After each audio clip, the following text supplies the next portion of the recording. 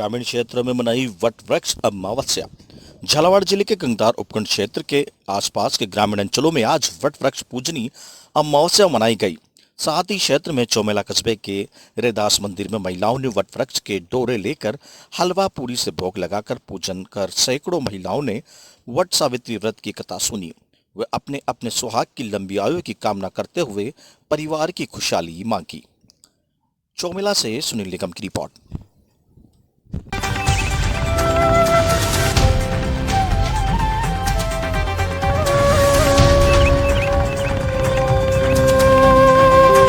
Corona का साया मंदिरों पर। झालावाड़ जिले के चौमेला कस्बे में कोविड गाइडलाइन के चलते कोरोना शनि जयंती पर आम दिनों में शनिवार को भी शनि मंदिरों में भक्तों का तांता लगा रहता था। वहीं आज कोविड के कारण भक्त इक्का दुक्का आकर दर्शन कर रहे हैं। कोई भीड़ भाड़ नहीं मंदिर पर नजर आ रही है। वहीं शनि जयंती के उपलक्ष्य में कोरोना नियमों के तहत विशेष पूजा अनुष्ठान किया जाएगा। चौमेला से सुनील निगम की रिपोर्ट।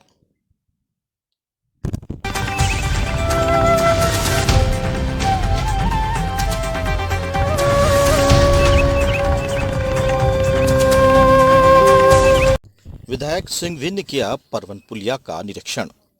छिपा बड़ौद के अकलेर रोड पर स्थित परवन नदी पर बन रही हाई लेवल ब्रिज का विधायक प्रताप सिंह सिंघवी ने भाजपा नेताओं के साथ निरीक्षण किया।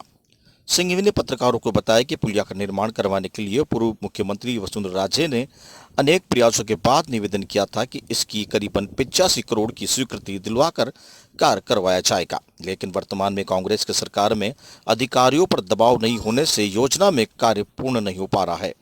यह कहना अतिशयोक्ति नहीं होगा कि योजना के तबकीनों में विद्युत लाइन हटाना शामिल नहीं था।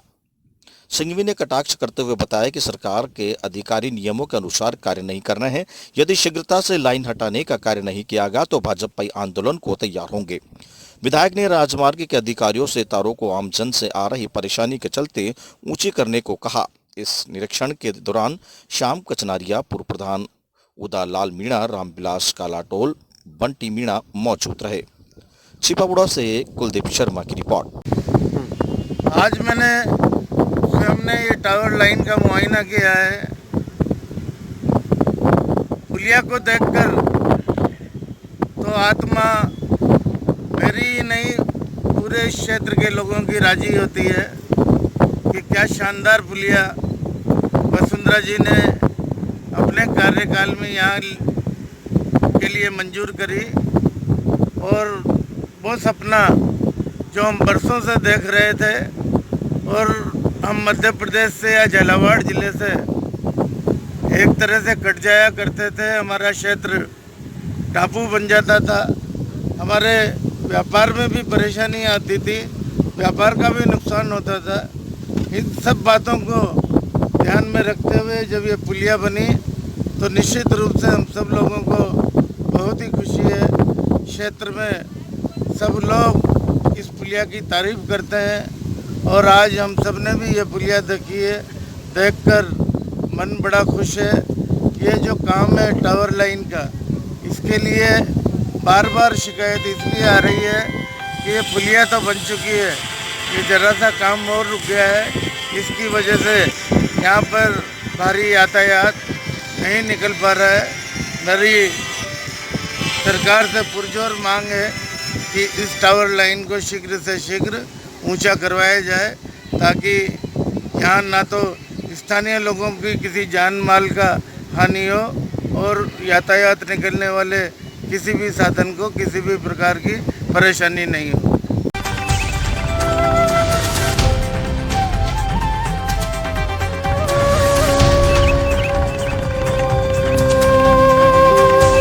बालक के जन्मोत्सव पर गौ सेवा समिति को सौंपी दान राशि।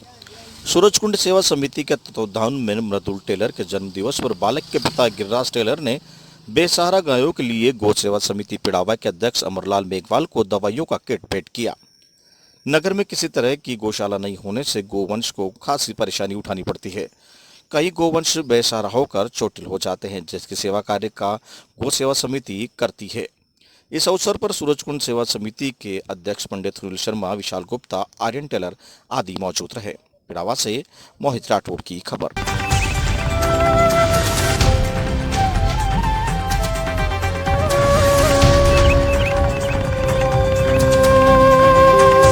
समझाइश के बाद विवादित रास्ते का खुलासा एसडीएम डागा ने की समझाइश।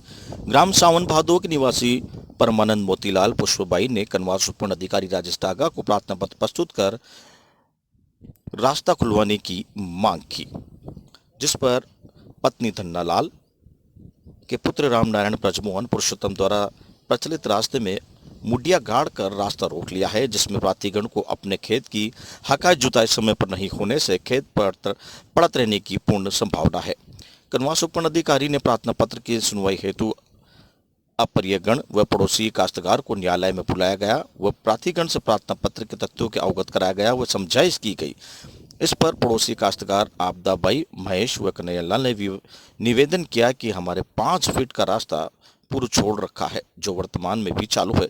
इसका पश्चात खसरा नंबर 2498 में खातेदार कैलासी बाई की ओर से पुरुषोत्तम ने उपस्थित होकर निवेदन किया कि हमारे खाते की भूमि में 0.5 फीट रास्ता देने के लिए तैयार है, किंतु बदले में उनकी ही भूमि प्रार्थीगण से लूंगा। जो भी काश्तकार निकाल देगा वो मुझे जमीन देगा। इस पर प्रार्थीगणों से निवेदन किया कि कैलाश भाई के खाते से रास्ते हेतु उपयोग में आने वाली भूमि के बदले मंजूबाई के खाते से कैलाश भाई को भी भूमि दी जाएगी, तो इसके बदले मंजूबाई को प्रार्थीगण द्वारा डीएलसी की दुगनी दर से नियमानुसार भुगतान किया जाएगा।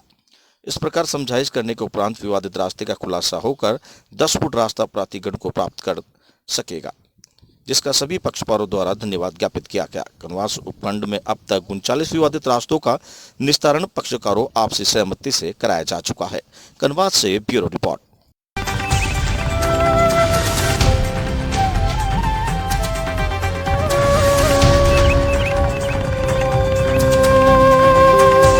प्रभावित बच्चों को गेहूं बैंक कमेटी खजूरा ने दी सहायता, 10,000 की दी आर्थिक सहायता। जालिमपुरा गेहूं बैंक कमेटी ने भी 200 आटे के कट्टे असहाय लोगों को वितरित की शुरुआत की।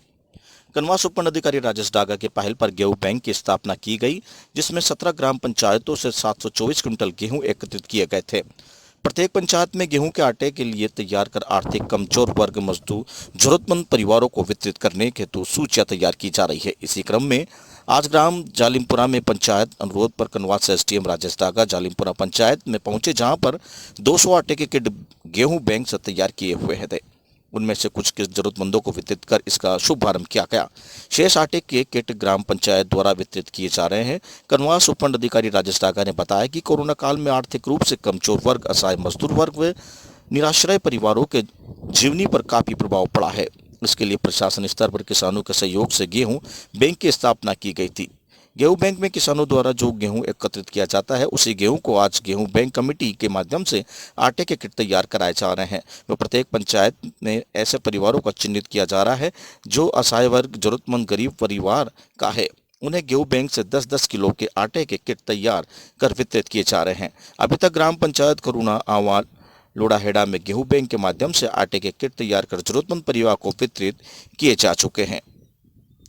तत्पश्चात से एसडीएम नवाचार से प्रभावित होकर पूर्व ग्राम पंचायत खजूरना में गेहूं बैंक कमेटी की घोषणा के अनुक्रम में आज कनवास तहसीलदार सुरेंद्र शर्मा, समाज सेवी रामदयाल गुजर, अमरलाल चारण, ग्राम सचिव रितेश आचार्य, पटवारी राधा किशन की उपस्थिति में कनवास उपखंड अधिकारी राजेश डागा ने विशाल पुत्र बलराम जाति बिरागी निवासी किशोरपुरा पंचायत खजूरना पंचायत की गेहूं बैंक कमेटी की सहायता से 10,000 रुपए की नगद राशि दी गई।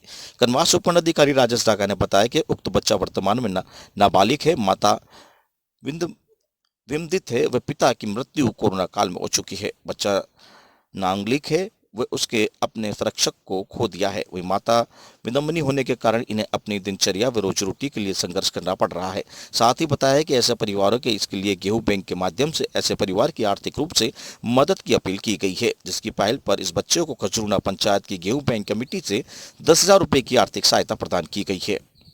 कनवास से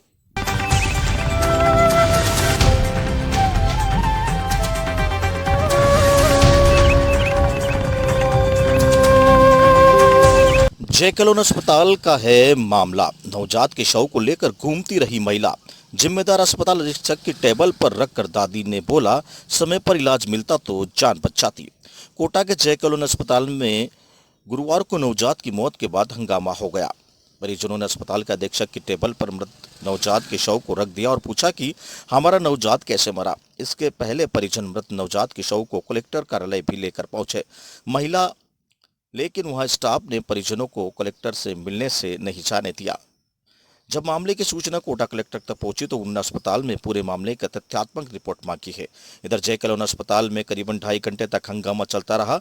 हंगामे की सूचना पर बड़ी संख्या में आरएसी के जवानों और नयापुरा थाना पुलिस मौके पर पहुंच गई और परिजनों को समझाया। एमबीबीएस चौकी प्रभारी मुकेश गोचर ने बताया कि उन्हें सूचना मिली थी कि जय कलोन अस्पताल में हंगामा हो रहा है। जब वो वहां पर पहुंचे तो पता चला कि DCM इंदिरा गांधी नगर निवासी माधुरी को 8 जून को दोपहर 1 बजे अस्पताल में भर्ती कराया गया था, जिसको गुरुवार को नॉर्मल डिलीवरी हुई, लेकिन नवजात मृत पैदा हुआ।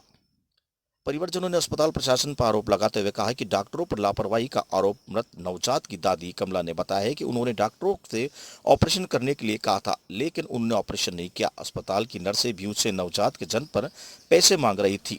दादी का आरोप है कि अस्पताल के डॉक्टर और स्टाफ अपने जानने पहचाने वालों का ही अच्छे से उपचार करते हैं, बाकी लोगों को वे अपने हाल पर छोड़ देते हैं। मृत नवजात के दादा महावीर नामा ने बताया कि जैसे ही उन्हें नवजात की मौत की सूचना मिली तो वो अस्पताल पहुंचे। जहां पहुंचने पर उन्होंने अस्पताल से सुरक्षा गार्डों से उनके घेर लिया और उनके साथ बदतमीजी भी करने लगे, लेकिन डिलीवरी के बाद महिला ने मृत नवजात को जन्म दिया था। अशोक मुंद्रा ने कहा है कि परिजनों ने डॉक्टरों की लापरवाही की शिकायत की है। पूरे मामले की तथ्यात्मक रिपोर्ट गायनी विभाग अध्यक्ष से मांगी गई है। यदि परिजन इस मामले में कार्रवाई चाहते हैं तो पूरे प्रकरण की जांच करवाई जाएगी। वहीं दूसरी ओर पुलिस की समझाइश के बाद परिजन शव लेकर वहां से जाने को तैयार हुए, लेकिन परिजनों ने मामले में अस्पताल प्रशासन और डॉक्टरों के खिलाफ FIR दर्ज करवाने की बात अभी तक नहीं कही है। कोटा से दुष्यंत सिंह गहलोत की रिपोर्ट। सदर में 30 तारीख को एक घटना हुई थी जिसमें है ना अमरलाल नाम के आदमी ने एक रिपोर्ट दर्ज कराई कि उसकी 3 वर्षीय पोती को दूसरे रामेश्वर वगैरह के लोगों ने घर में घुस करके पटक करके मार दिया है। इस पर हत्या का मुकदमा दर्ज कर जब अनुसंधान शुरू किया गया तो कहानी अलग निकली और इसमें ये पता चला कि रामेश्वर को फंसाने के लिए अमरलाल की माँ ने ही खुद भी अपनी पोती को 3 साल की पोती को पटक के मार दिया था। ये ज्ञात हुआ है कि है ना इनके आपस में कोई सरकारी ट्यूबवेल पे पानी भरने को लेकर के विवाद हुआ था दोपहर में, और उसमें है ना रामेश्वर की पुत्री के चोट लगने की रिपोर्ट थाने में दर्ज हुई थी। उसका बदला लेने के लिए इन्होंने इस तरीके से है ना अपनी पोती को मारकर उसके खिलाफ हत्या की रिपोर्ट दर्ज कराई है। हत्या करने के जुर्म में दादी को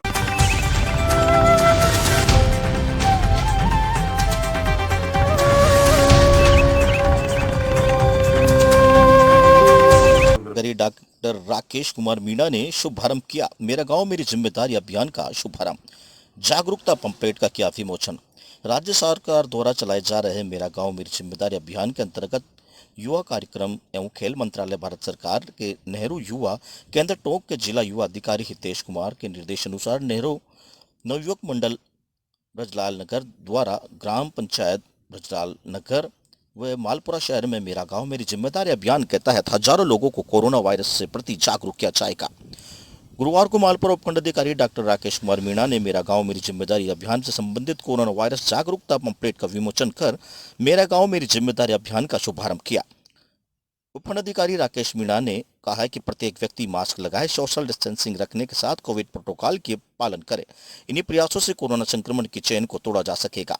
नेहरू नवयुवक मंडल अध्यक्ष नरेंद्र कुमार वर्मा ने बताया कि कोविड टीकाकरण के प्रति मेगा माइक यात्रा जागरूकता कार्यक्रम 1000 परिवारों को काढ़े के पैकेट वितरित, वैक्सीनेशन रजिस्ट्रेशन शिविर, सार्वजनिक जगहों पर पोस्टर चिपकाना, ऑक्सीमीटर, स्वास्थ्य जांच शिविर, मास्क वितरण कर लोगों को जागरूक, कोरोना संक्रमित क्षेत्र को सैनिटाइज कराना, कोरोना वायरस जागरूकता पंपलेट वितरित कराना के प्रति लोगों को जागरूक करने के लिए कार्यक्रम आयोजित होंगे। इस अवसर पर मंडल उपाध्यक्ष गोविंद फुलवारिया, सचिव गिरधारी कटारिया उपस्थित रहे। टोंक से सुभाष सोदा की रिपोर्ट।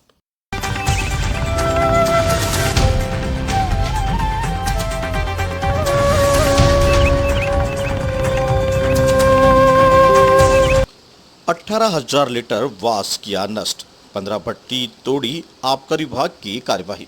झालावाड़ जिले के गंगधार उपखंड क्षेत्र में जिला आबकारी अधिकारी रियाजुद्दीन उस्मानी के नेतृत्व में आबकारी विभाग की ओर से बड़ी कार्रवाई करते हुए 3 अलग अलग कंजर बस्तियां कोलवा, लाखाखेड़ी, अरनिया में छापेमारी कर छोटी कालीसिंध शिप्रा नदी के किनारे पानी से हथकढ़ शराब बनाने की 18,000 लीटर वास नष्ट किया। वहीं 15 चालू भट्टी नष्ट की गई। इस दौरान 4 अभियोग भी दर्ज किए गए, जिसमें से 2 विशेष श्रेणी तथा 2 साधारण श्रेणी के थे। इस दौरान 127 लीटर हथकढ़ शराब भी बरामद की गई। पुलिस टीम को देखकर सभी आरोपी खंजर नदी की ओर जंगल में फरार हो गए। कार्यवाही के दौरान जिला सहायक आबकारी अधिकारी परमानंद पाटीदार, आबकारी निरीक्षक रामरतन मीणा, चेतन लाल, प्रहलाद राम मीणा, मदन लाल मीणा सहित कोटा व बारा जिले की आबकारी पुलिस व गंगधार पुलिस थाने के जाब्ता के साथ रहा। वहीं कार्यवाही में हथकढ़ शराब माफियाओं में हड़कंप मच गया। गंगधार से सुनील निगम की रिपोर्ट।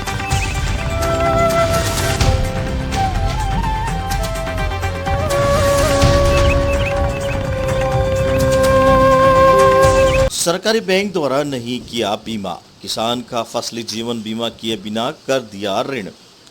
पिड़ावा क्षेत्र के कोटड़ी गांव निवासी रामकिशन प्रजापति ने बताया कि मेरी पत्नी द्वारा सहकारी बैंक झालावाड़ के राज्य सहकारी किसान फसली ऋण लिया गया था। इस ऋण लेने वाले प्रत्येक किसान का जीवन बीमा करना आवश्यक होता है, लेकिन बैंक में मेरी पत्नी राजूबाई का बीमा नहीं किया और कुछ ही समय पश्चात पत्नी राजीबाई की मृत्यु हो गई और मेरा परिवार पैसे चुकाने के लिए सक्षम नहीं है। वहीं संबंधित जानकारी शाखा प्रबंधक ने देते हुए बताया कि राज्य सरकारी फसल ऋण योजना में प्रत्येक कृषक का बीमा किया जाता है, लेकिन राजूबाई का क्यों नहीं हुआ, इस संदर्भ में जांच बैठाई गई है। पिड़ावा से मोहित राठौड़ की।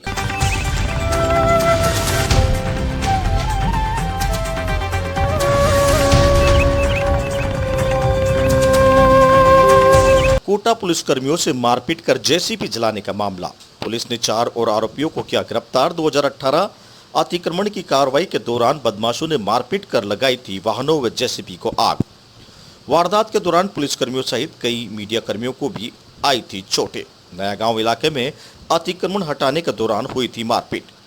कोटा के आरकेपुरम थाना पुलिस ने बड़ी कार्रवाई करते हुए पुलिसकर्मियों के साथ मारपीट कर जेसीबी मशीन व अन्य वाहनों को आग के हवाले करने की वारदात को अंजाम देने के मामले में करीब 3 साल पुराने मामले के 4 और आरोपियों को गिरफ्तार करने में सफलता हासिल की है। पुलिस की टीम में पिछले 3 दिनों से 12 आरोपियों को गिरफ्तार किया जा चुका है। इस मामले में अब तक 30 आरोपियों को गिरफ्तार किया जा चुका है, जबकि 45 आरोपियों की और गिरफ्तारी बाकी है। अक्टूबर 2018 में सरकारी भूमि पर अतिक्रमण हटाने की कार्रवाई के दौरान यूआईटी के अतिक्रमण दस्ते के साथ मारपीट की गई थी और जेसीबी सहित अन्य वाहनों में आग लगा दी गई थी। इस घटना में कई पुलिसकर्मियों सहित मीडिया कर्मियों को भी चोटें आई थी। पुलिस ने राजकार्य में बाधा व मारपीट राजकार्य सहित अन्य धाराओं में मामला दर्ज कर लिया था। अक्टूबर 2018 में हुई आंवली रोजड़ी नया गांव इलाके में हुई इस वारदात के बाद पुलिस ने अब तक 30 आरोपियों को गिरफ्तार कर लिया है। आज पुलिस ने नया गांव निवासी राजकुमार, मुकेश, हंसराज व सागर को गिरफ्तार किया है। पुलिस 45 और आरोपियों को फिलहाल तलाश कर रही है। फिलहाल आरकेपुरम थाना पुलिस पूरे मामले की जांच कर रही है। कोटा से दुष्यंत सिंह गहलोत की रिपोर्ट। कब्जा कर रहे थे जमीनों पर 9 अक्टूबर 2018 को यूआईटी द्वारा मुकुंदरा विस्तार योजना में अतिक्रमण हटाने गए अतिक्रमण दस्ता व पुलिस कर्मियों के साथ में मारपीट कर राजकार्य में बाधा पहुंचाई एवं जेसीबी को जला दिया, जिस पर प्रकरण संख्या 395/2018 प्रकरण दर्ज कर अनुसंधान किया जा रहा था। अनुसंधान के दौरान पूर्व में कुल 18 मुलजिम गिरफ्तार किए जा चुके थे। श्रीमान पुलिस अधीक्षक महोदय श्री विकास पाठक साहब एवं प्रवीण जी जैन एडीसी एसपी साहब द्वारा इस प्रकरण को शीघ्रता से शेष मुलजिमों की गिरफ्तारी के निर्देश प्राप्त हुए। इन निर्देशों की पालना में पिछले 3-4 दिनों में 12 मुलजिमों को और गिरफ्तार किया गया है। 12 मुलजिम को गिरफ्तार कर जेसी करवाया गया है। शेष अब तक कुल 30 मुलजिमों को गिरफ्तार किया गया। शेष 45 मुलजिमों की गिरफ्तारी और शेष है। शीघ्र ही अन्य आरोपियों की तलाश कर गिरफ्तारी के प्रयास किए जाएंगे। आरोपी कौन कौन है अभी जो पकड़े हैं उनमें राम कुमार पुत्र भैरूलाल गुर्जर, सुरेश पुत्र छोटूलाल गुर्जर, हंसराज पुत्र सीताराम गुर्जर, सागर पुत्र रमेश गुर्जर निवासी नया गांव आंवली रोजड़ी के रहने वाले हैं। इन सब पहले भी कोई मुकदमे दर्ज हुए? हाँ, इनमें से 1-2 के प्रकरण दर्ज है। जो सर इस तरह यूआईटी की जमीन पर कब्जा करते हैं लोग, ये जमीनों पर कब्जा करने का काम करते हैं। यूआईटी की जो ज़मीन है खाली ज़मीन है उस ज़मीन पर ये लोग कब्जा कर लेते हैं। कब्जा कर करके जो बाहर से आए हुए तो मजदूर वर्ग के लोग हैं उनको, गरीब लोगों को, ज़रूरतमंदों को ये झांसे में लेकर उन लोगों को ये प्लॉट अपना बताते हुए बेच देते हैं और मोटी रकम उनसे वसूल कर लेते हैं। उनको कागज़ वागज कहाँ से तैयार करते हैं, कैसे पकड़वा देते हैं इसको कुछ? ये लोग अभी ये जो प्रकरण दर्ज है इस प्रकरण में तो राजकार्य में बाधा में मारपीट का प्रकरण है। जो अतिक्रमण दस्ता जब इनको हटाने गया तब अतिक्रमण दस्ते के साथ में इन असामाजिक तत्वों बदमाशान द्वारा मारपीट कर जेसीबी को जलाया गया, जिसमें कुछ राज्य कर्मियों के साथ साथ पुलिस कर्मियों, होमगार्ड के जवानों के भी चोटें आई थी।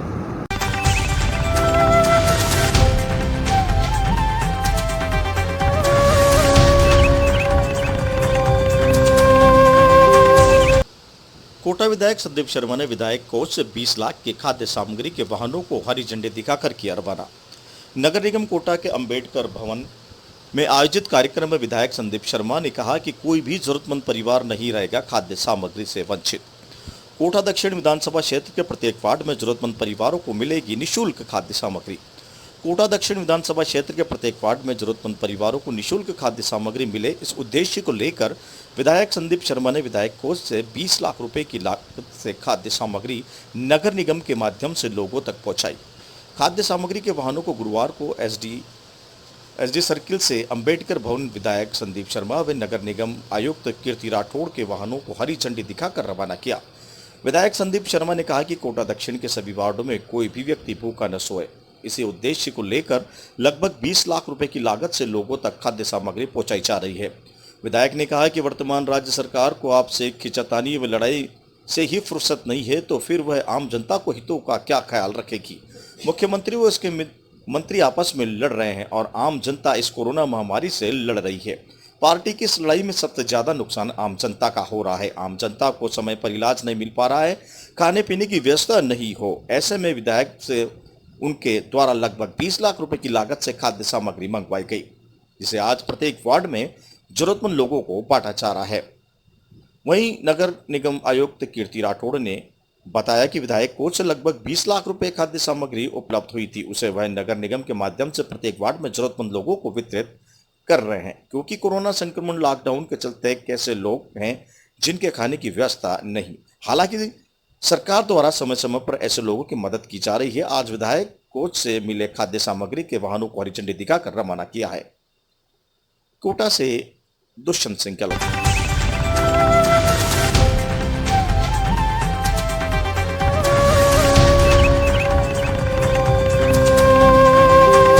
खुले में पड़ा कचरा खाकर गोवंश हो रहे हैं बीमार, ज्ञापन देकर समस्या का हल कराने की मांग। बैसोदा नगर परिषद क्षेत्र के विश्व हिंदू परिषद बजरंग दल द्वारा एक हस्ताक्षर युक्त ज्ञापन मुख्य नगरपालिका अधिशासी अधिकारी सुरेश यादव को सौंपा गया। ज्ञापन में बताया गया है कि नगर परिषद के कचरा संग्रहण वाहन द्वारा नगर के एकत्र किए गए कचरे को नगर के अमरपुरा सहित तालाब के आसपास खुले मैदान में फेंका जा रहा है। घरों से एकत्रित कचरे में प्लास्टिक की थैलियां, नुकीली वस्तुएं, कागज सहित अन्य प्रकार की खराब सामग्री होती है। कचरे के ढेर खुले मैदान में होने से वहीं बड़ी संख्या में गौवंश पहुंचकर कचरा खाकर बीमार से ग्रसित हो रहे हैं। ऐसे में आने वाले समय में गौवंश की मृत्यु का कारण बन सकता है। अतः कचरे वाले स्थान से चारों ओर बाउंड्री वाल या तार फेंसिंग की व्यवस्था की जाए, जिससे कि गौवंश हानिकारक कचरा खाने से बच सके और उनमें से बीमारी फैलने की शंका न रहे।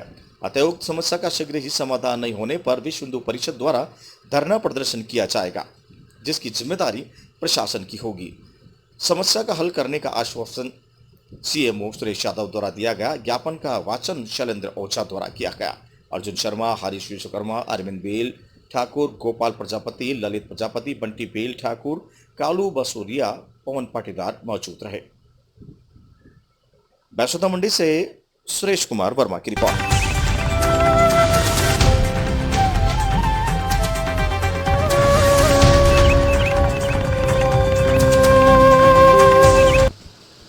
जयपुर ग्रेटर मेयर सौम्या गुर्जर व 3 भाजपा पार्षदों के निलंबन के विरोध में भाजपा पार्षदों का विरोध प्रदर्शन। जयपुर के ग्रेटर मेयर सौम्या गुर्जर व 3 भाजपा पार्षदों के निलंबन को लेकर भाजपा ओबीसी प्रकोष्ठ के जिला अध्यक्ष व पार्षद पूर्ण सैनी के नेतृत्व में नगर परिषद दौसा के मुख्य द्वार पर भाजपा पार्षदों ने विरोध प्रदर्शन किया। राज्य सरकार द्वारा जयपुर ग्रेटर सौम्या गुर्जर व भाजपा के 3 पार्षदों को निलंबित का विरोध अब पूरे प्रदेश में शुरू हो गया है और भी तूल पकड़ा जा रहा है, जिसके चलते आज दौसा नगर परिषद में भाजपा पार्षदों ने भाजपा ओबीसी प्रकोष्ठ के जिला अध्यक्ष एवं पार्षद पूर्ण सैनी के नेतृत्व में नगर परिषद के मुख्य द्वार पर राज्य सरकार के खिलाफ जमकर नारेबाजी की।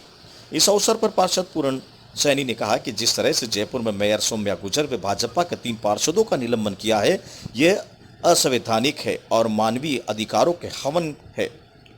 वहीं गहलोत सरकार अपनी मनमानी व दमनकारी नीति अपना रही है और द्वेषता की भावना से राज्य कर रही है, जिसके चलते उन्होंने आधी रात को सौम्या गुर्जर और 3 पार्षदों को निलंबित कर दिया है। इसे किसी भी सूरत में बर्दाश्त नहीं किया जाएगा। उसी के विरोध में दौसा नगर परिषद पर आज भाजपा पार्षदों द्वारा विरोध प्रदर्शन किया गया। दौसा से मनीष कुमार की रिपोर्ट।